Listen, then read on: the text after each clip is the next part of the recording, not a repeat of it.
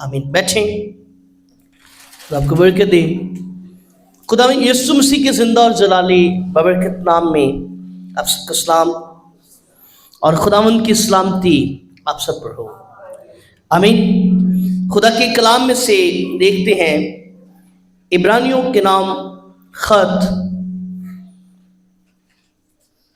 इब्रानियों के नाम लिखा गया खत, उसका 12वां बाब और उसकी दूसरी आयत को पढ़ेंगे। निकालें जिनके पास खुदा का कलाम है। इब्रानियों के नाम लिखा गया खत, उसका 12वां बाब और उसकी दूसरी आयत को हम पढ़ेंगे। लिखा है, पढ़ें, कोई पढ़ सकता है तो। और ईमान के बानी और कामिल करने वाले यीशु को तकते रहें, जिसने उस खुशी के लिए जो उसकी नजरों के सामने थी शर्मिंदगी की परवाह न करके सलीब का दुख सहा और खुदा के तख्त की दाहिनी तरफ जा बैठा। खुदा के कलाम का पढ़ा और समझना हम सब के लिए बाइस बरकत खुदावंद का शुक्र हो। आमीन आमीन। मेरे अजीजों, खुदा का कलाम यूं बयान करता है, इब्रानियों का मुसन्निफ इस बात की जानिब हमारा ध्यान करवा रहा है कि हम अब तवज्जो किसकी तरफ करें, हम ध्यान किसकी तरफ करें, हमारा फोकस किसकी तरफ हो, हमारी निगाह किसकी तरफ हो, हम किससे तकना शुरू करें। आमीन। खुदा का बंदा हमें यूं बयान कर रहा है कि ईमान के बानी, आपको पता है बानी किसे कहा जाता है? बानी उसे कहा जाता है जिसने किसी चीज का आगाज किया हो। जैसे कि हम यहां पर गोहावा में हर साल 10 रोजा होली स्पिरिट रिवाइवल मीटिंग को मनाते हैं, इबादत का अरेंज करते हैं। तो इसका मतलब कि ये जो इबादत यहां पर रखी गई, जो हर साल हम करते हैं, उसका बानी मैं हूं। और इसी तरह खुदा का कलाम जो है वो हमारी तवज्जो करा रहा है कि जो ईमान का बानी है, यानी कि ईमान को लाने वाला, ईमान को खलक करने वाला, ईमान की बुनियाद रखने वाला, ईमान का आगाज करने वाला, वो आपको और मेरा यीशु है। आमीन। हमें नजर आता है कि जो ईमान है उसके मतलब मुसन्निफ कह रहे हैं कि इसका बानी कौन है? यीशु है। आमीन आमीन। मैं आपको बताना चाहता हूं कि पुराने अहदनामा में लोग बेशक खुदा के हुजूर में चलते थे, बेशक वो शरीयत पर अमल करते थे, पर वो डर और खौफ में अमल करते थे कि अगर मैंने ये हुक्म तोड़ा तो मुझसे ये हो गया, तो मैं ये सजा पाऊंगा, मैं ये सजा पाऊंगा। पर जब बारी ईमान की आई, आमीन, जब बारी ईमान की आई, तो ईमान की जो मेन बुनियाद है, जो आगाज है, वो यीशु मसीह से मिलता है। आमीन आमीन। इसलिए खुदा का बंदा कह रहा है कि ईमान के बानी और कामिल करने वाले, क्या करने वाले? कामिल करने वाले। यीशु को कभी कभी देख लिया करो, यही लिखा है। हाँ जी, यीशु को कभी कभी देख लिया करो, चर्च यही लिखा है?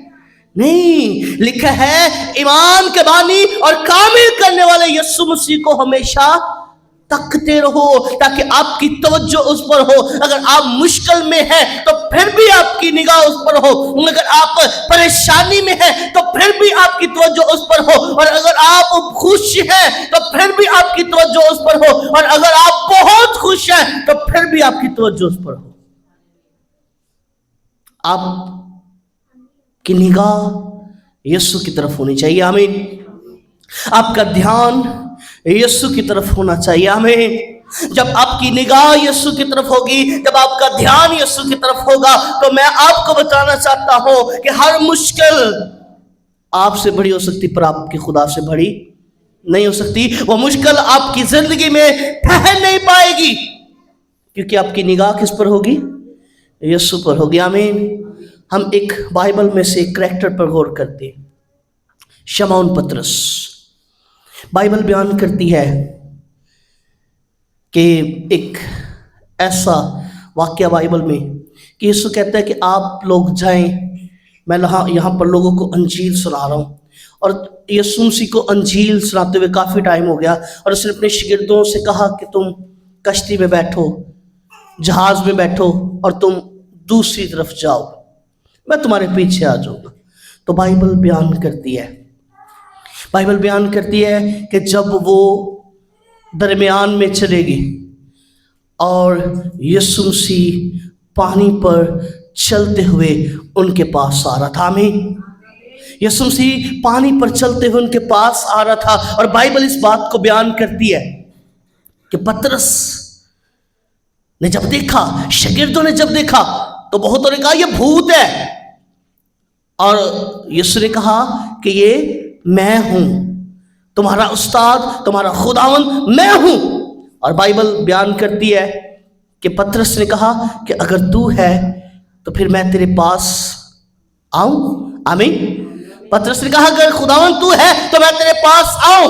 تو بائبل بیان کرتی ہے کہ پطرس بھی پانی پر چلنا شروع ہو گیا اور یسوع کے پاس جانا شروع ہو گیا، اور جیسے ہی تھوڑا سا آگے گیا، جیسے ہی یسوع کے قریب گیا تو لکھا ہے کہ وہ ڈوبنا شروع ہو گیا، وہ پانی میں ڈوبنا شروع ہو گیا۔ وہی پانی جس پر اس نے آغاز کیا اور وہ چلنا شروع ہوا، وہی پانی جس پر چل کر وہ 10 قدم 15 قدم یا 5 قدم چل کر یسوع کے پاس آ رہا ہے، اور 10 قدم چل چکا ہے، پانی کے اوپر چل کر کافی زیادہ آگے آ چکا ہے۔ وہی پانی جو اسے پیچھے نہیں ڈبا رہا، وہی پانی جب وہ آگے آیا ہے اسے ڈبا رہا ہے۔ وجہ کیا ہے کہ اس نے یسوع کو تکنا چھوڑ دیا۔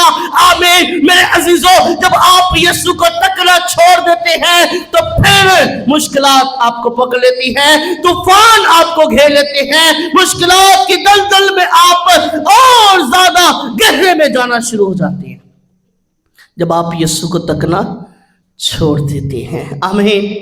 جب آپ یسوع کو تکتے ہیں تو آپ موت کو اپنے قدموں میں رکھتے ہیں۔ میں آپ کو بتانا چاہتے ہیں، غور کریں، پانی میں ڈوبنے سے موت ہوتی ہے، یعنی کہ پانی کے اندر کیا ہے؟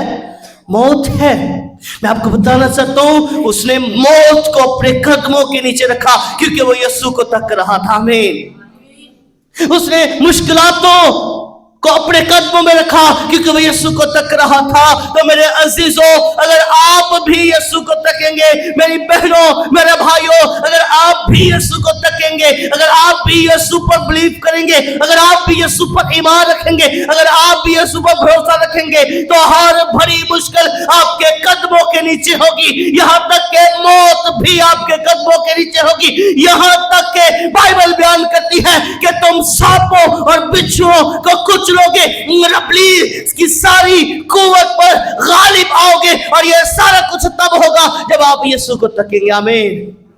تو آئیں آج سے یسوع مسیح کو تکنا شروع کریں، آج سے اپنا دھیان یسوع مسیح کی طرف کر لیں، اپنا فوکس یسوع مسیح کی طرف کر لیں۔ اگر آپ چاہتے ہیں کہ یہ بیماری آپ کو چھوڑ دے، اگر آپ چاہتے ہیں کہ ابلیس آپ کو چھوڑ دے، تو آئیں آج شام اس ایمان کے بانی کو تکنا شروع کریں، اس خدا کو، اس خداوند کو جو کامل کرتا ہے، اس کی طرف دھیان اپنا فلی طور پر کر لیں۔ آمین۔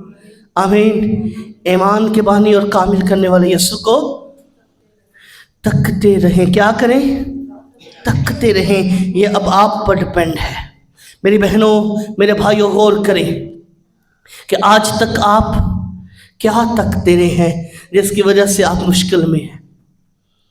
اگر آپ یسوع مسیح کو دیکھتے، اگر آپ کا فوکس یسوع مسیح کی طرف ہوتا، تو میں آپ کو بتانا چاہتا ہوں، آپ کبھی بھی قرضوں میں نہ ڈوبتے، اگر آپ یسوع مسیح پر آپ کا فوکس ہوتا، آپ کا دھیان یسوع مسیح کی طرف ہوتا، آپ کی توجہ یسوع مسیح کی طرف ہوتی، تو آپ کبھی بھی بیماریوں میں نہ ڈوبتے۔ اگر آپ کا توکل، آپ کا بھروسہ، آپ کی آس یسوع پر ہوتی تو آپ کبھی بھی آج نا امید نہ ہوتے۔ اور اگر آپ نا امید ہیں تو اپنے تکنے کو بہتر کر لیں، اپنے دیکھنے کو بہتر کر لیں کہ آپ کس کی طرف تک رہے ہیں۔ کسی اور یسوع کی طرف تو نہیں تک رہے۔ تو آئیں اقرار کریں کہ اے خداوند میں تجھے دیکھتا ہوں، میرا توکل تجھ پر ہے، میرا بھروسہ تجھ پر ہے، میری آس تو ہے، میری امید تو ہے، تیرے سوا کوئی نہیں ہے جو مجھے چھڑا سکے، جو مجھے نکال سکے، جو مجھے بحال کر سکے۔ ضرورت ہے کہ اپنے تکنے کو بہتر کر لیں۔ آمین۔ اگر آپ نجات بھی پانا چاہتے ہیں تو زکئی بھی یسوع کو تک رہا تھا، اس نے نجات پائی، اس کے لیے بھی آپ کو یسوع مسیح کو تکنا ہوگا۔ اگر آپ پانیوں پر یعنی کہ آپ اپنی مشکلوں کو پاؤں کے نیچے رکھنا چاہتے ہیں، اپنے ڈر خوف کو پاؤں کے نیچے رکھنا چاہتے ہیں، تو یسوع مسیح کو تکنا شروع کر دیں، کیونکہ ایمان کے بانی اور کامل کرنے والے یسوع کو کیا کرنا ہے؟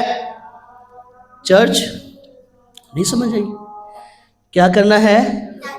تکنا ہے، اسے دیکھنا ہے کہ وہ کیسے زندگی گزاری اس نے، اور اس کو تکنے کے لیے اس پر غور کرنا شروع کر دے، اس پر دھیان کرنا شروع کر دے، اسے پڑھنا شروع کر دے۔ آمین آمین۔ آئے اپنے قدموں پر کھڑے ہوں گے اس خدا کی حضوری میں، آئے سب کہیں کہ خداوند میں تجھے اپنی زندگی میں